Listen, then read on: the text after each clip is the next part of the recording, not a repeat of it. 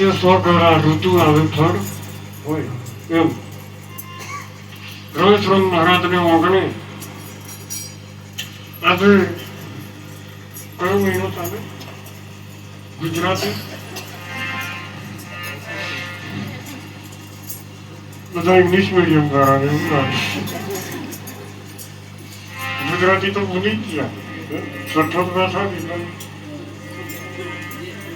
એ તો કડી થઈ ગઈ કયો જેઠ જેઠી પૂનમ અને હવે આવશે હવે કઈ વસાઈ પૂનમ આ તો આ ઉપાધિ થઈ આપણે આપણું ભૂલી ગયા આપણે શું ભૂલી ગયા આપણું ભૂલી ગયા પણ બીજોનું ચાલી પાડી અને બીજોનું જાણી એનો વધુ નહીં પણ આપણે આપણું ભૂન્યા ને એમાં મોટી ભૂલ પડી અને આપણું ભૂન્યા એનો વધુ નહીં પણ આપણે આપણને ભૂલી ગયા મોટી ઉપાધિ થઈ ખરો ખરો અમુક જણા એવા હોય પાછા બહુ ભૂલકડા હોય ગાડી ઉપર બે જણા હોય ને બેઠેલા કોઈ એમને ઘેરથી હોય જો ઉતાવળ બીજું ધ્યાન હોય ટીક મારી હેલો મોડે પેલો બહુ કરે ઉઘારો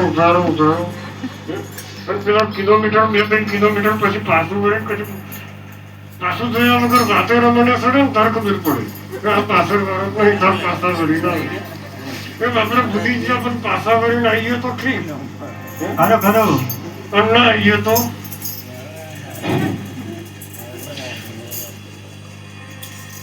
થોડીક દિન પછી એવો આવે તો મેળાવે એમ આપણે સુરતાના મેલી અને એકલા નીકળી ગયા છીએ અને સુરતારોની પાસે રહ્યો બુઓ પાડે ઉઘારો પણ પાછું વળીને જોતા નહીં તે તમને મેળાવે ભાઈ એટલે રમેશ્વર અમને ઓગણે પૂનમને નિમિત્તે આપણે બધા ભેગા થયા જ છીએ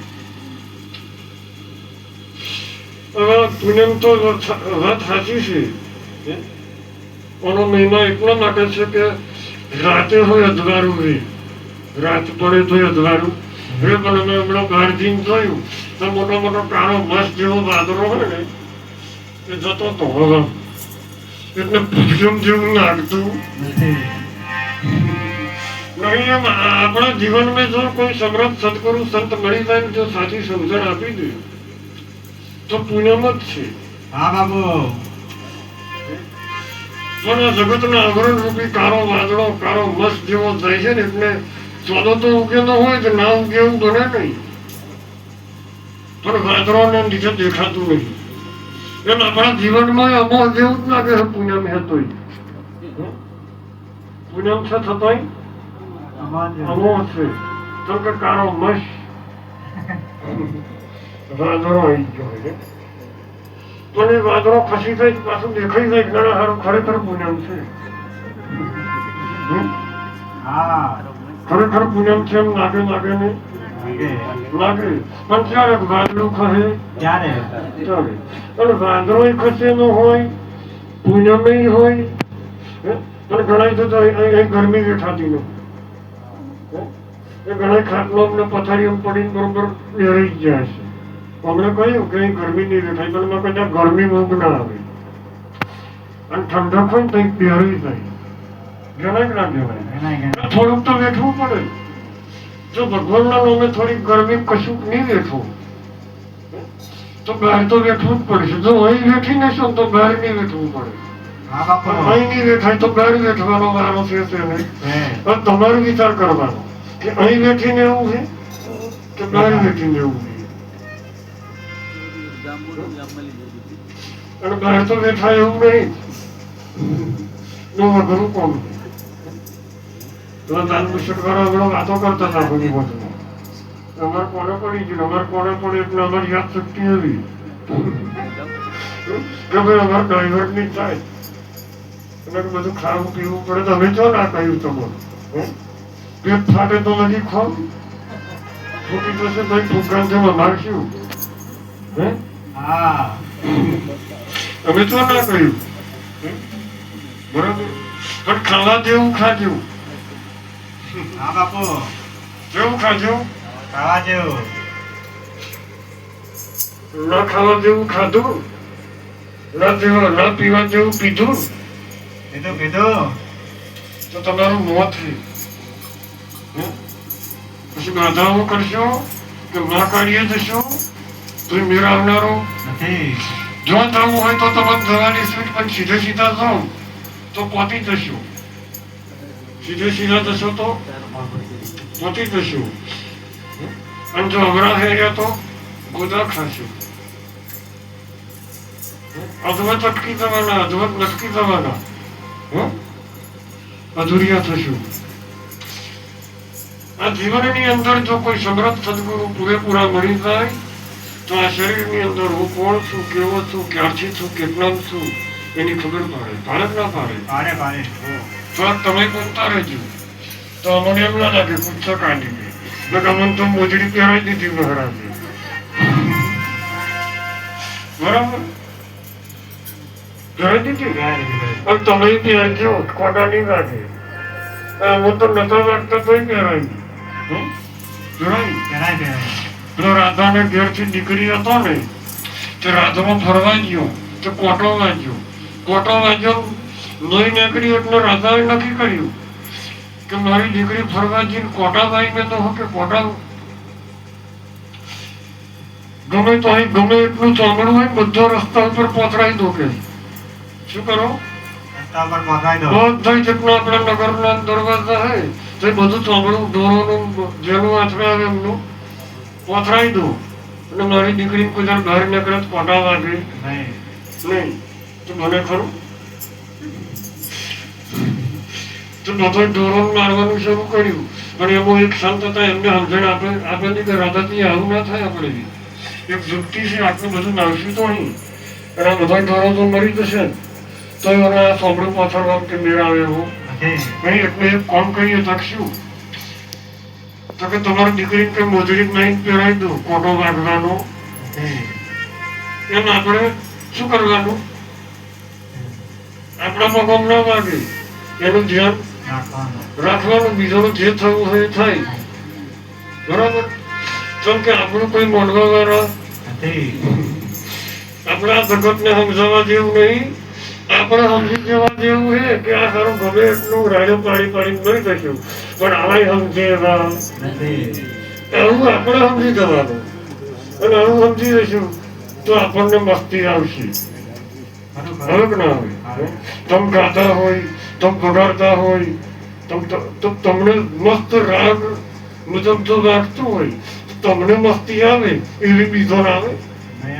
અને તમને મસ્તીમાં ને તમે એટલે સમ તમને એક કહ્યું હોય વારા પ્રતિ હજુ ગમ થાય થાય ના થાય. તમે ભૂલી જાય ના ભૂલી જાય એ છે એ મસ્તી. હવે મસ્તીમાં તમે ખોવાઈ ગયા હોય તમારો મેરાઈ જાય. ખોડવા જતો ખોવાઈ ગયો. આ શરીરની અંદર જો તમને ખોડો તમે ખોવાઈ જશો. પણ તમે કોઈ તમને ખોડી શક્યા નથી. પછી કેમ કે આની બહાર કરનારો કોઈ સમર્થ સદગુરુ મળે તો આનો મેળ આવે એવો છે. મેં થોડુંક ધ્યાન આપતા રહેજો. આ અવસર જતો ના રહે એનું ખૂબ ધ્યાન રાખજો. જેટલો નહીં જતો રહે. કોના બેરસ આવે ને ભજન સાંભળવાનો બહુ શોખ હોય તો ભજનમાં બેસીને શું કરે? કશું અરજ કરો? સંતોના દર્શન કરવા હોય, સંતો પધાર્યા હોય, નહીં દર્શન કરવા જાવ પણ આંખો કોમ ડાલતી હોય તો કશું અરજ કરો? પાણી વહી ગયા પછી પાર બાંધવી શું કોમની?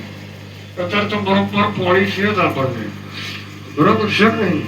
પણ આળસ છે બાંધવાની. સંતોના દર્શન, સંતોના શબ્દો, સંતોની વાત, સંતોનું ભજન કરવું એ બધું કરવા માટેનો આપણને અત્યારે અવસર હાથમાં આવી ગયો છે. પણ આળસ ખસતી નહીં. શું નહીં થતું? અને બેસીએ તમારા મંદિર મેં જીવદૂતીઓ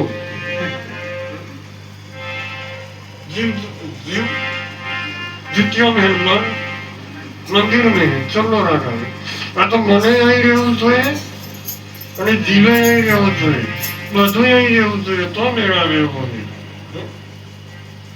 સાચી વાત છે અને ત્યાર પછી શું થાય કે તમને તમારી ઓળખાણ પ્રાપ્ત થાય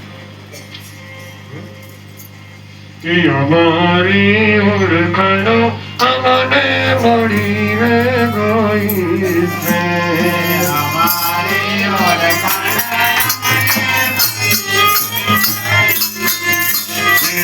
અમારી ઓળખાણ અમારી ઓળખાણો અમને મળીને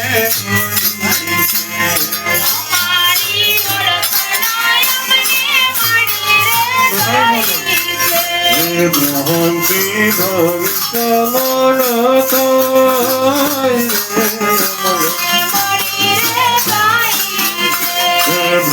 ભ્રાંતિ ભવિષ્ય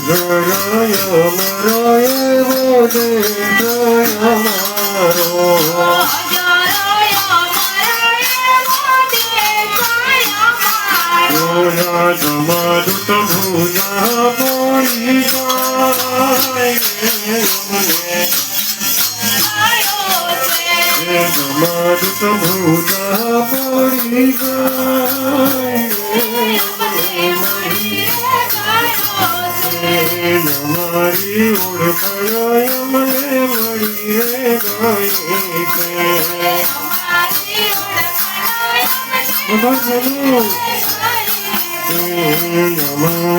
ઓળખાણો અમને મળી રે અમારી ઓળખાણો અમને મળી રે અમારી ઓળખાણો અમને મળી રે ભ્રાંતિ ભવિષ્ય